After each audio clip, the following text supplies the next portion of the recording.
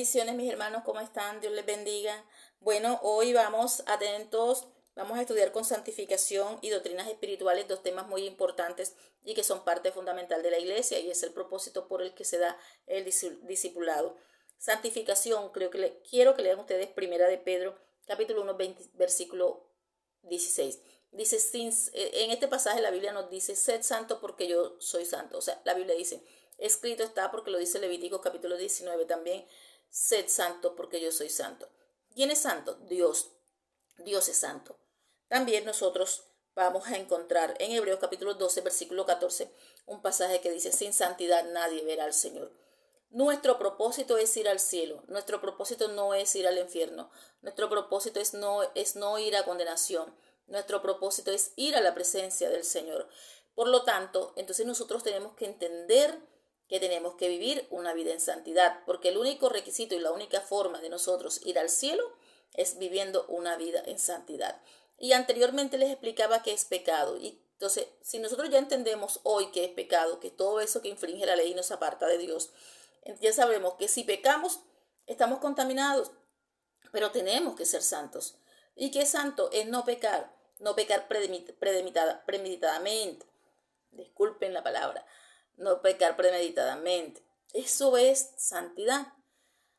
Cuando nosotros a veces inconscientemente fallamos, ejemplo, tú le dices a alguien, mira, espérame a las 3, un ejemplo, y no vas, de una u otra forma mentiste, pero no fuiste porque se te presentó algún inconveniente, quedaste mal, pero eso es algo que tú no pensaste, que se te presentó en el camino, un inconveniente. Pero a diferencia de que si tú le dices a una persona para salir del paso, espérame a las 3 que yo voy, pero la persona dice, no, yo no voy para allá.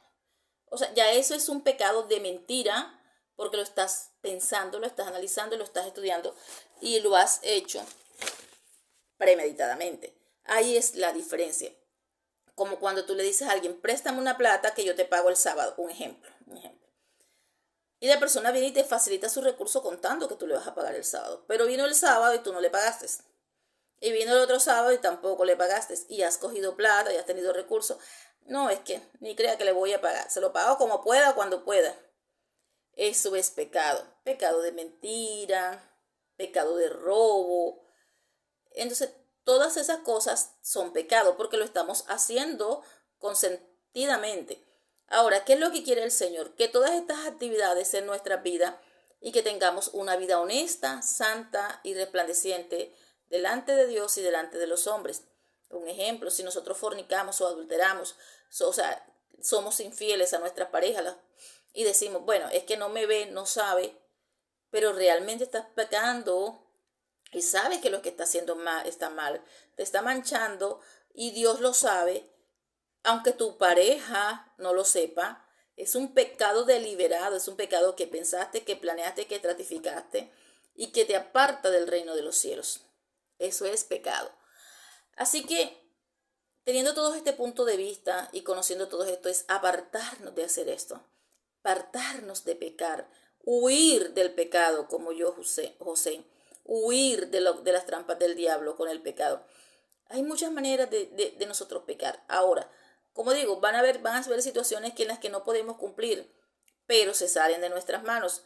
Ahora, que Dios es misericordioso, sí, Dios es misericordioso, pero es muy diferente cuando tú conoces la diferencia entre pecado y santidad.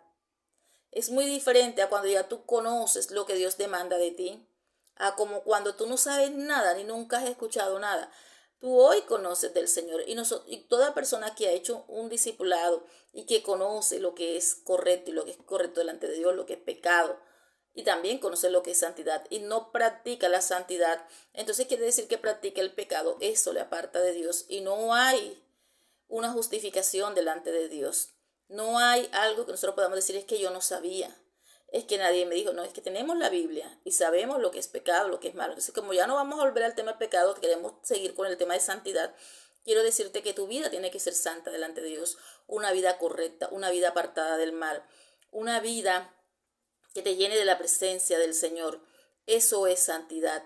No es muy difícil ser santo delante del Señor. De pronto nosotros a veces tenemos el concepto de que el santo es la Virgen María, la Virgen del Carmen, la Virgen de X, una imagen. No, este es el santo porque tuvo una vida piadosa y perfecta. No, la Biblia dice que nosotros somos santos. Su iglesia es santa. Usted es santo. Nosotros somos los santos de Dios, los santos del último tiempo, de los últimos tiempos, del tiempo de la gracia. Somos la iglesia de Cristo. ¿Por qué santos? Porque nos hemos apartado de la maldad, nos hemos apartado del pecado y estamos allí reunidos tratando de que cada día su presencia nos limpie y nos llene cada día más. Eso nos va ayudando a mantener una vida santa delante de Dios. La Biblia dice, aquí hay un versículo que nosotros que queda registrado para que te lo estudie, y es en Gálatas 5, 19, 21. Yo quisiera que usted lo leyera en su casa, y habla de las obras de la carne y el fruto del Espíritu. El fruto del Espíritu, obras varias, el fruto uno solo. ¿Qué sucede? Que muchas veces nosotros decimos, quiero leer el 22, dice, más el fruto del Espíritu, un solo fruto, es amor, dice, aleluya, gozo, paz, paciencia, benignidad, bondad, fe, mansedumbre, templanza. Este es un solo fruto. O sea que las personas que están teniendo al Espíritu Santo y llevando una vida correcta delante de Dios, tienen que tener todas estas características. Porque a medida que tú te llenas de la gracia y la presencia de Dios, el fruto del Espíritu Santo, que es el Espíritu Santo en ti, va cambiando tus áreas. Ejemplo, el desamor lo va cambiando por amor, la impaciencia por paciencia, la violencia por paz, y va haciendo un cambio. Y tú tienes que tener todas estas características para tener esa estabilidad emocional que necesitas tener en el Señor, esa paz que necesitas tener en el Señor. Pero antes de eso, si usted ve desde el versículo 18, dice, pero si sois guardados por el Espíritu, no estáis bajo la ley. Pero, y dice, manifiestas son las obras de la carne: adulterio, fornicación, inmundicia, lascivia, idolatría, hechicería, enemistades, pleitos, celos, iras, contiendas, disensiones, herejía, envidias, homicidios, borracheras, orgías y cosas semejantes a esta, acerca de las cuales os amonesto, porque como yo os he dicho, que en el que practica tales cosas no heredarán el reino de Dios. Quería leérselo porque quería que entendieran lo que dice la Biblia. Los que practican tales cosas no heredarán el reino de Dios. Tú estás aquí porque tú has entendido que quieres heredar el reino de los cielos. Tú estás aquí porque quieres agradar a Dios. Tú estás aquí porque quieres entender lo que es pecado y lo que es malo delante de Dios, y lo que es salvación, pero también lo que es santidad.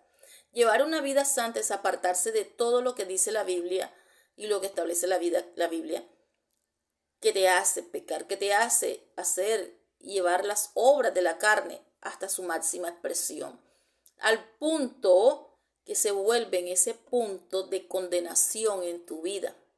Hoy tú estás a tiempo de retomar tu camino, apartarte de todo esto que dice la palabra y tener una vida santa delante de Dios.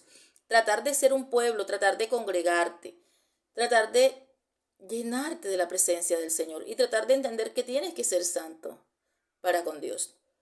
Así que esto es santidad. Nosotros a veces decimos, bueno, es que nosotros no somos santos, es que nos falta, sí, está bien, pero estamos en un proceso de santificación. Y la Biblia llama a su iglesia santa. Y la Biblia dice que si santidad nadie verá al Señor, es porque podemos alcanzar el estándar de santos.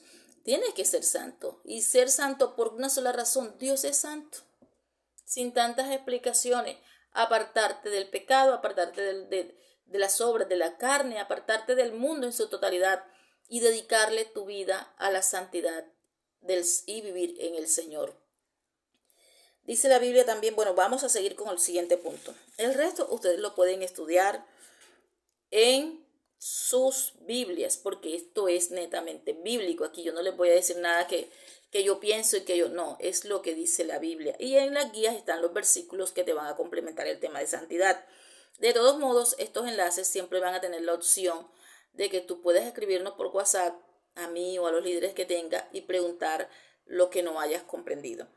Ahora, vámonos a doctrinas espirituales. Es un tema corto. Tenemos oración, ayuno, vigilia, tenemos unos textos que tú puedes leer en tu palabra, en tu Biblia, donde nos ayuda. Quiero explicarles algo de la oración. Y este es un tema corto porque esto ustedes en sus congregaciones lo van a aprender. Mire, nosotros vamos a encontrar en la Biblia muchos modelos de oración. Tenemos más de 7 modelos de oración.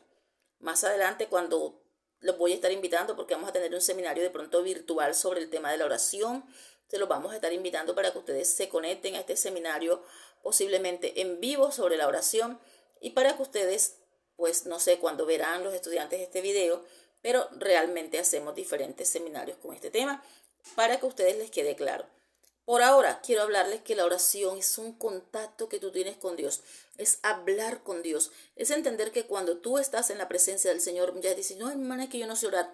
Orar es hablar con Dios, exprésale lo que sientes, exprésale tus motivaciones, exprésale tu pensamiento, habla con Él, es hablar con Él, hablar con Dios, crear un vínculo con el Espíritu Santo. Eso es orar, donde tú puedas clamar, donde tú puedas dar acción de gracia, donde tú puedas hablar con Él, entra a tu cuarto, cierra tu puerta, dice la palabra del Señor, y habla ahí con Dios. Habla como si estuvieras hablando con un amigo, con un hermano. Sé el amigo, el Espíritu Santo es tu amigo. Entonces, esto es oración. Tener una vida de oración, tener una vida de comunicación con Dios, tener una vida de hablar con Dios. Esto es oración. Ahora, otra doctrina espiritual que nosotros debemos tener, el ayuno. Hermana, pero es que hay iglesias que no ayunan. Sí, es verdad, hoy en día hay una corriente teológica que no ayunan porque dicen que ya eso se hizo. Pero yo pienso y estoy convencida de algo, que hay géneros que solamente lo pueden echar fuera personas que mantengan una vida de oración y de ayuno. Estoy convencida que una persona que tiene una vida de ayuno es una persona que tiene poder de Dios para ministrar.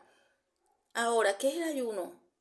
Es pasar un día dedicado a Dios, medio día, o sea, dependiendo como el tiempo que tengas, igual los tiempos han cambiado, pero tú puedes dedicarle un día, medio día, 3 días, 2 días, 20 días, 40 días. De hecho, nosotros vemos el ejemplo de Jesús, que después que se bautizó se dedicó 40 días en ayuno y oración para con Dios y vigilia, en 40 días y 40 noches apartados para estar con Dios. Tú puedes tomar un tiempo, si no puedes mucho tiempo, unas horas de ayuno y apartarte con Dios en las horas de la mañana, en las horas, como tú quieras, en el día entero, los días, pero ese tiempo tiene que ser un tiempo en el que tú te consagres a Dios, en el que tú hables con Dios sin probar alimento, en lo que tú tengas comunicación con Dios, en el que tú llores, en el que tú rías, en el que tú alabes, en el que tú agradezcas, pero tú y Dios, eso es ayuno, llenarte de la presencia del Señor, que tu cuerpo, al abstenerse de alimento, sea dedicado en ese día solo al Rey de Reyes y a su alabanza. Eso es ayunar y eso es lo que nosotros tenemos como iglesia cristiana como ayuno. Es apartarte para Dios con total tiempo, con total amor, con total paz, con total tranquilidad. Solo Dios y tú, sin problemas, sin angustia. Tengas lo que tengas, déjalo a un lado. El día que le vayas a dedicar al Señor, hazlo. Pero hazlo tú y Dios, solo los dos. Eso es hermoso. Si te toca el ayuno congregacional en la iglesia, pero aún así, ese tiempo tiene que ser para Dios. Eso es una ofrenda, es algo que tú le dedicas al Señor y que Él lo ve y que Él te responde. Ahora, igual son temas que aquí tenemos, es una introducción a estos temas, son temas que en seminarios adelante se van a ir estar enseñando. En la vigilia, vea, la Biblia nos habla de vigilia, velad, que nos recomienda que estemos velando, que oremos, que le dediquemos tiempo al Señor. Muchas personas a veces dicen, no, es que el Señor va a venir de madrugada, entonces para que nos encuentre orando. No es básicamente para que el Señor va a venir de madrugada y nos encuentre orando. Una vigilia también es casi igual que el ayuno, o sea, se hace con el propósito de estar con Dios, de orar, de adorar, pero más se tiende a hacer mucha guerra espiritual, digamos que mucha oración para reprender, mucha oración para echar fuera demonios, mucha oración con el propósito de llenarse. O sea, puede ser un espacio amplio en el que estés tú, Dios, pero también es en la noche, en la madrugada, y es un espacio que puedes usar tú con Dios para llenarte y para usarlo en muchos diferentes tipos de oraciones. Creo que es algo que te brinda espacio para guerrear, para clamar, para interceder, para llorar, para reír.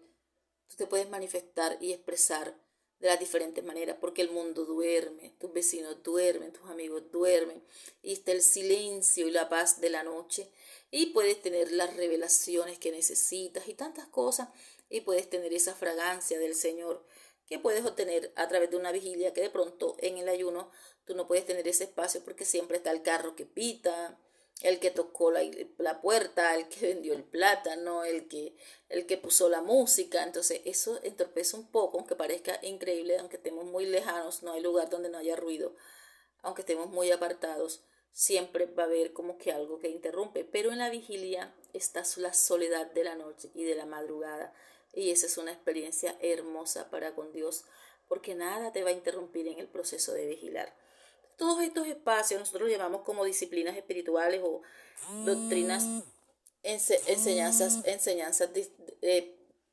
espirituales, doctrinas que tú las vas a usar para crecer, que tú las vas a usar para avanzar, que te van a llenar